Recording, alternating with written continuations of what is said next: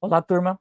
Então, dando continuidade à nossa aula sobre a disciplina das redes neurais, agora a gente vai conhecer o módulo 4, em que a gente vai tratar aqui na unidade 1 sobre as redes de bases radiais. Bom, aqui a gente vai ver, de uma maneira geral, as diferentes arquiteturas de redes neurais que a gente pode ter. Com o sucesso das redes neurais nesse momento e a sua flexibilidade nas conexões entre os neurônios, a gente pode organizar diferentes arquiteturas de redes neurais, né? Então, por exemplo, a gente tem algumas redes que seriam a perceptron, que a gente tem as nossas entradas aqui e apenas um neurônio, que é esse representado por essa bolinha vermelha, que vai produzir uma saída, né. E a gente tem a nossa uma rede feed forward, que é uma rede que só tem uma camada oculta, né, e uma de saída. Então a gente tem essa configuração, uma rede mais profunda que tem várias camadas ocultas, e essa daqui é a nossa rede RBF, né, que é a rede assunto desse módulo, que a gente também tem uma configuração igual a essa, só que tem diferenças aqui em relação aos neurônios, e a gente pode ver que tem diferentes arquiteturas, né? A rede de Hopfield, que já faz uma organização circular e conecta todos os neurônios com todos os neurônios. A gente já tem aqui outros grupos de redes neurais que têm as nossas entradas, um conjunto de neurônios aqui de maneira reduzida, uma outra quantidade de neurônios aqui diferente, né. E aí, então, a gente pode ter diferentes arquiteturas ou formas de organizar essas redes neurais aí. Então, cada uma delas tem um propósito, diferentes arquiteturas resolvem para diferentes problemas. E a gente vai conhecer agora, então, uma arquitetura diferente da MLP, que é a RBF, né, que é uma rede que foi proposta lá em 1989, né, 88 e 89. A ideia dela é similar à rede MLP, ou seja, a nossa rede neural multicamadas, que também possui 3 camadas, porém ela tem uma restrição que lá na camada oculta a gente só pode ter apenas uma camada de neurônios ali na camada oculta, enquanto que na MLP a gente poderia ter várias camadas ocultas ali. Além disso, os neurônios dessa camada oculta não são perceptrons como lá na MLP, que aprendem funções lineares. Aqui os neurônios eles vão aprender funções não lineares, ou seja, são neurônios que têm funções diferentes. O cenário do aprendizado de funções não lineares com MLP exige um grande número de camadas ocultas, né? A ideia é o seguinte, ó, a gente tem aí a nossa rede MLP com um monte de neurônios que têm funções lineares, embora a gente tenha as funções de ativação que tentam tirar essa linearidade entre os dados. Como a gente viu, né, a gente tem a função lá sigmoide, que ela tem um formato mais ou menos de S, né, então ela tira essa linearidade e converte isso para um formato mais próximo de não linear. Mas mesmo assim, se a gente quiser uma função, modelar uma função não linear como MLP, vai exigir que a gente tenha aí uma grande quantidade de camadas e neurônios para poder chegar próximo dessa equação não linear. E aí a estratégia é o seguinte, e se a gente então tirar essa camada oculta de funções lineares e colocar funções não lineares? Essa é a ideia então das RBFs. E essas funções, no caso essas funções não lineares, elas são denominadas de funções de base radial. Geralmente nas RBFs, o número de neurônios na camada oculta pode ser maior do que lá na camada oculta das MLPs. Então se a gente for, embora isso aqui não é sempre assim, né, mas se a gente for, em geral, considerar que a gente precisaria de várias camadas ocultas de uma MLP para chegar próximo de uma função não linear que a gente consegue obter com uma camada oculta aqui das RBF, então a gente teria uma equivalência e uma proporção muito maior de camadas ocultas da MLP do que nas RBF. Então a ideia é fazer essa combinação, né, de funções não lineares ali na camada oculta, né? E cada função de base radial, que é o nosso neurônio aqui na RBF, estaria então estaria responsável em representar uma região do espaço de dados. Então a gente vai ter um conjunto de neurônios, cada um neurônio são funções não lineares, e cada um desses neurônios estão responsáveis por uma região do espaço de dados.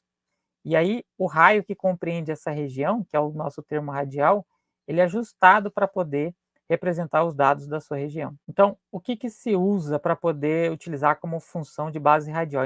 Embora existem diversas funções, a mais comum é utilizar a função gaussiana, né? Que homenagem é John Gauss, que foi proposta lá em 1809. Qual que é a ideia dela? Descrever uma distribuição em torno da média dos dados. Então, a função gaussiana ela tem essa formulação, que é exponencial de x menos c sobre 2 vezes o desvio padrão ao quadrado. Essa fórmula aqui, então, ela tem algumas componentes. X é o nosso conjunto de dados, c é a média ou o centro do nosso padrão que a gente quer representar, e o desvio padrão é o quanto de largura a gente vai permitir ou nosso raio de tolerância com relação a esse centro. Então aqui a gente tem um exemplo, se a gente pegar os nossos dados que estão variando aqui, por exemplo, de -1 até 6, e aplicar, que é o nosso x, e aplicar aqui nessa função, assumindo que o nosso centro está lá na posição 2,5, que é bem aqui no meio, e a gente variar esse sigma, que é o nosso raio de abertura, a gente vai ter as seguintes distribuições, né? Então, quando o nosso x é igual a -1, a gente vai ter valores aqui próximo de zero com relação a cada uma dessas distribuições, e à medida que a gente vai se aproximando aqui de 2,5, que seria onde está o centro da nossa posição, né, o centro da nossa distribuição, a gente vai ter valores mais altos aqui na nossa distribuição. Então, a gente pode associar isso como uma probabilidade que vai variar de 0 a 1. Então, a ideia é o seguinte, imagine que você tem um exemplo aqui, que é um ponto qualquer aqui em x-1, e você gostaria de saber o seguinte, ó, esse ponto aqui pertence a essas distribuições ou não, né? Uma maneira da gente fazer isso seria perguntar para cada ponto se você é bem próximo a cada um desses exemplos aqui. Só que se a gente imaginar que a gente tem 1 milhão de exemplos aqui, perguntar para cada um deles, ó, eu sou parecido com você, com você, com você, com você, com você, para saber se eu faço parte desse conjunto de dados, isso aqui demoraria muito. Então, qual que é a ideia? Vamos sumarizar esse conjunto de dados inteiro por meio dessa distribuição, que é representado por meio dessa equação. Se eu quero saber se esse ponto pertence a essa distribuição, dado passar esse ponto aqui, o centro e o desvio padrão dessa distribuição, a gente vai obter a probabilidade desse ponto pertencer a essa distribuição ou não. Nesse caso de um ponto com valor -1, a probabilidade dele pertencer a essas distribuições é zero. Se a gente imaginar que cada distribuição gaussiana dessa representa um padrão dos nossos dados, né, aí a gente gostaria então, por exemplo, vamos supor que cada distribuição gaussiana está modelando um gênero musical. Ó, tem a distribuição que modela o rock, tem a distribuição que modela o sertanejo, e aí se a gente então quiser saber, ó, o meu gosto musical, né, ele está mais próximo de qual gosto musical? Do grupo do gênero, do rock ou o gênero do sertanejo? Então, em vez de sair perguntando para todo mundo que gosta de rock, né, se minhas características musicais estão parecidas com daquele grupo, ou do sertanejo, se minhas características musicais estão mais próximas do sertanejo, a gente pode perguntar só para essa distribuição que tem 2 parâmetros, que são a média e o desvio padrão. Então, eu consigo fazer isso de maneira muito mais rápida, né? Então, essa é a ideia da distribuição gaussiana, ou seja, é representar ou sumarizar o nosso conjunto de dados, que pode ser grande, por meio apenas desses 2 parâmetros, e aí então a gente modela a probabilidade dos dados pertencerem a esse conjunto, né, por meio dessa equação exponencial aqui. Bom, a arquitetura de uma RBF, né? Ela é descrita também por 3 tipos de camadas. Aí que a gente tem, então, 3 tipos de camadas. A diferença é que a gente vai ter agora somente uma camada oculta, né, aqui na nossa organização. Então, a gente vai ter, basicamente, a nossa rede vai ter só 3 camadas: a entrada, a oculta e a saída, uma de cada. Agora, a quantidade de neurônios em cada uma dessas, ela é variável, né. E aí os neurônios dessa camada oculta aqui são neurônios que são diferentes. São neurônios, então, que representam, no nosso caso, funções gaussianas. Então, esse neurônio, por exemplo, está representando uma gaussiana com centro em alguma posição aqui.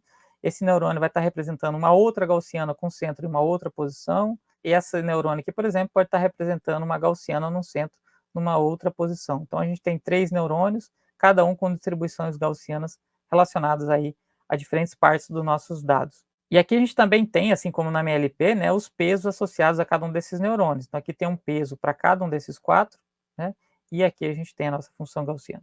Como é que funciona, né, esse neurônio que é representado por uma função gaussiana, ou seja, aquele neurônio que fica lá na camada oculta, né? Então a gente pode imaginar que a gente tem os nossos dados de entrada aqui, que são 4 atributos. Para cada um deles a gente tem um valor de peso. O que a gente faz nesse processo é, assim como lá na MLP, fazer então a soma dos pesos aí. A diferença é que aqui a gente não tem o bias, né? E os pesos desse neurônio aqui, também, eles são fixados em 1. Então, ou seja, todos esses pesos aqui têm valor 1. O que a gente vai fazer aqui? Então, a gente vai pegar 1 vezes a diferença entre esse x1, né, e o centro, né, que é o centro C1 da gaussiana. E aí, multiplicar isso pelo o nosso peso, né, que é o peso associado aqui, que é tudo 1. Então, fazendo essas somas dessas diferença do x1 com o centro, né, e assumindo o quê? Que o nosso x, nosso dataset x, ele tem 4 atributos, e os nossos centros também têm 4 atributos. Então, tem que ter equivalência entre esses centros aqui, porque eles têm que corresponder o espaço com a mesma quantidade ou a mesma dimensionalidade. Então aqui a gente tem para esse neurônio 1, que eu estou chamando de C1, e os Ws1, que são os pesos desse neurônio 1, a gente vai fazer então, pegar cada x desse, subtrair do centro, eleva o quadrado e multiplica pelo peso, que no caso aqui é 1, né? Mas só para a gente talvez ter uma notação aí mais próxima da MLP, e aí, então somando tudo isso vai dar para a gente o nosso R, né, que seria equivalente aí ao nosso logit ou campo local induzido. E aí o que a gente faz é pegar esse R, que está dando para a gente essa proporção de diferença entre o x e o c, e aplicar agora aqui na nossa função gaussiana. Então a gente pode pensar essa função gaussiana como sendo a nossa função de ativação, né, que a gente vai passar esse R aqui para ela, que é essa diferença, a soma dessas diferenças aqui, e subtrair por 2 vezes o sigma que está associado, ou seja, qual que é o desvio padrão dessa distribuição gaussiana. Então essa distribuição gaussiana tem 2 parâmetros, o C1, que é o centro dela, e o desvio padrão dela, né? Então 2 vezes esse desvio ao quadrado. Então fazendo essa aplicação aqui, a gente vai ter a resposta saindo aqui desse primeiro neurônio. Isso aí seria equivalente a gente fazer o seguinte, né? Então de uma maneira mais geral, é pegar esses dados aqui, passar para o nosso neurônio, que representa uma distribuição gaussiana, e fazer a diferença entre esse x menos o centro associado a essa distribuição gaussiana e os seus dividido, então, por 2 vezes o sigma. Então, isso vai dar para a gente, então, um valor associado aí, qual que é a probabilidade desses dados aqui pertencerem a essa distribuição. Então, uma vez que a gente tem esses 2 neurônios aqui, por exemplo, da camada oculta, um com determinado centro e sigma, outro com determinado centro e sigma, o que vem agora na camada de saída é o nosso perceptron linear. Só lembrando que aqui na notação lá do MLP, esse sigma que está aqui, ele representa a nossa função de ativação, enquanto que o sigma pequenininho aqui, era lá o nosso desvio padrão da função gaussiana. Então, o que a gente vai ter aqui na camada de saída? A gente vai ter, então, vai sair os valores aqui desse neurônio, que seriam após a aplicação daquela função gaussiana, e desse outro aqui, a gente vai ter, então, a mesma coisa aqui. A gente vai ter pesos, esses pesos aqui são ajustáveis, são aprendidos, né? E a gente vai passar para o nosso perceptron aqui de maneira normal, que tem também um bias, e fazer esse processo aqui. Então, esse resultado vai vir aqui desse neurônio, esse outro resultado vai vir aqui desse neurônio, e a gente então faz a equação da reta, ou seja, a ideia é a gente querer combinar esses de maneira linear, essas duas gaussianas. Lembrando que a gente tem a nossa função de ativação aqui também. Então, qual que é a ideia, né? Se a gente conseguisse visualizar a ideia, imagine que a gente tem esse dataset que está organizado aqui em 3 classes, né? Verde, azul e roxo, que está organizado aqui numa base de dados que tem 2 atributos, x2 e x1, e a gente vamos supor que a gente gostaria de criar algumas gaussianas aí que modelam esses dados. Então, a gente tem um conjunto de gaussianas espalhadas aqui. Cada uma dessas gaussianas, então, estaria relacionada a um desses neurônios. Esse neurônio azul está relacionado, por exemplo, a essa gaussiana. Esse neurônio roxo a essa gaussiana. Esse verde a essa gaussiana, que tem o centro exatamente nessas posições. E essa abertura, ou seja, esse raio, dado pelo sigma de cada um dos seus neurônios. Então, o que a gente vai fazer é pegar esses dados, que pode ser qualquer um desses pontos aqui, e passar por essas gaussianas, e aí a gente vai combinar linearmente o resultado de todos esses modelos, para poder saber se esse dado aí representa a classe azul, roxo ou verde, por exemplo. Então, existem diversas maneiras de inicializar os centros de cada distribuição gaussiana. O K-médias, que é o mais popular, um algoritmo SOM que a gente vai ver no próximo módulo, seleção aleatória de instâncias, escolher exemplos aleatórios para falar esses são os centros de cada gaussiana, entre outros, né? A gente vai ver um exemplo agora utilizando o algoritmo de aprendizado não supervisionado das K-médias, em que o parâmetro K dele está associado ao número de centros que a gente gostaria de obter. No nosso caso, o número de gaussianas ou de neurônios lá na camada oculta da RBF. Quais são os passos desse algoritmo? Dado o conjunto de treinamento e uma quantidade K de centros, a gente vai aplicar o algoritmo das K-médias para obter esses centros refinados aí. Então, a gente vai inicializar com K centros iniciais, que a gente chama de protótipos iniciais, encontrar quais são os exemplos ou as instâncias mais próximas de cada centro, e depois a gente vai atualizar o centro de acordo com aquelas instâncias que são mais próximas a ele. Então, vamos ver como executar esse algoritmo aqui nesse link aqui que mostra uma visualização da execução do K-médias. Então, acessando essa página aqui, agora a gente vai ter acesso a essa visualização, né, do caminhos, e aqui ele vai mostrar para a gente 3 perguntas, né, como que a gente quer escolher os centroides iniciais. Vamos falar que eu mesmo vou escolher, como que tem que ser os dados? Nossa, vamos colocar que esses dados são distribuições gaussianas. Então a gente, por exemplo, teria ter 3 distribuições gaussianas aqui. E aí o que que a gente vai fazer agora no primeiro passo, é escolher 3 posições, se a gente quiser organizar os dados em 3 grupos, vamos escolher 3 posições quaisquer aqui. Então vamos chutar que cada ponto, a gente vai escolher aleatoriamente algum desses 3, algum dos pontos para serem os centros iniciais. Por exemplo, eu vou escolher esse ponto aqui, como centro inicial do grupo vermelho, eu vou escolher esse ponto aqui, por exemplo, como do grupo azul, e esse ponto aqui como do grupo verde. E aí qual que é o próximo passo? A gente tem que olhar para todos esses exemplos aqui, encontrar quais são os exemplos mais próximos do azul, vermelho e verde. Fazendo isso, a gente encontrou então que esses pontos aqui, ó, azuis, são aqueles pontos que estão mais próximos desse centro azul. Esses pontos aqui são aqueles mais próximos desse centro vermelho, e esses pontos aqui são aqueles mais próximos do centro verde.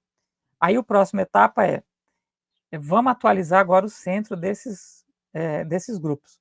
Então, por exemplo, esses dados aqui, essa posição representa exatamente o centro desses dados? Não, porque o centro desses dados provavelmente teria que estar um pouquinho mais para cá, né?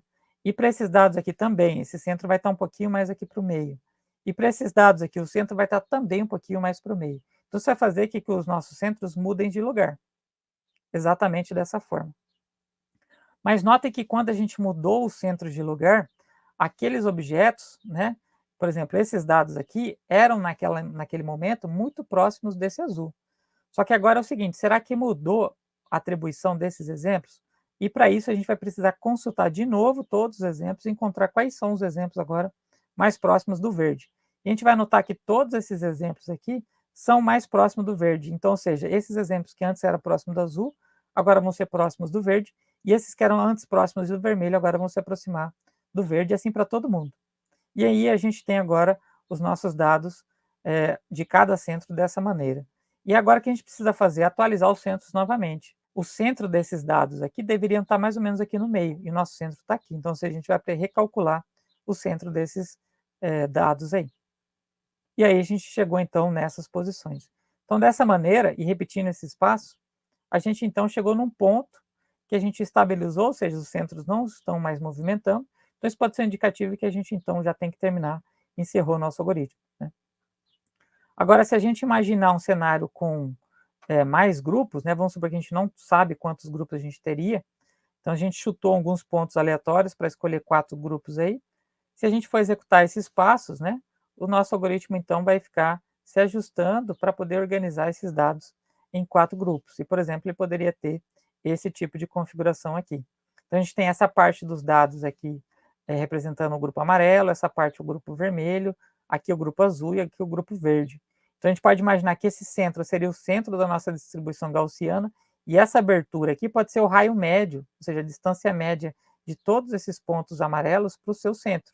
E aí essa distância pode ser utilizada para definir o nosso sigma, né? Então, por meio desse caminho, eu consigo obter os centros e quais são os pontos mais próximos a eles e calcular esse raio. Vamos analisar os cenários em que esses centros podem ser fixos durante todo o treinamento da nossa rede, ou eles podem ser dinâmicos, né? A atualização dos parâmetros da RBF pode ser, então, atualizar apenas os pesos e os bias lá da camada de saída, e a gente não interfere, não atualiza o centro C e o sigma, que é o desvio padrão, ou seja, como a gente faz lá na MLP mesmo, ou a gente atualiza todos os parâmetros, inclusive o C e o sigma. Então a gente tem 2 cenários de conjunto de pesos, em que os nossos pesos θ tem só o W, que é os pesos e os bias lá da camada de saída, ou agora que a gente tem os pesos e os bias da camada das saídas, e os centros e os sigmas, que são lá os desvios padrões, de cada um dos neurônios da camada oculta. E aí a gente então aplica agora as derivadas, calcula as derivadas parciais, né, nesse cenário aqui, do W com relação ao erro, do centro com relação ao erro, do desvio com relação ao erro, e aí a gente então pode, para cada um desses parâmetros, atualizar da mesma maneira com o SGD.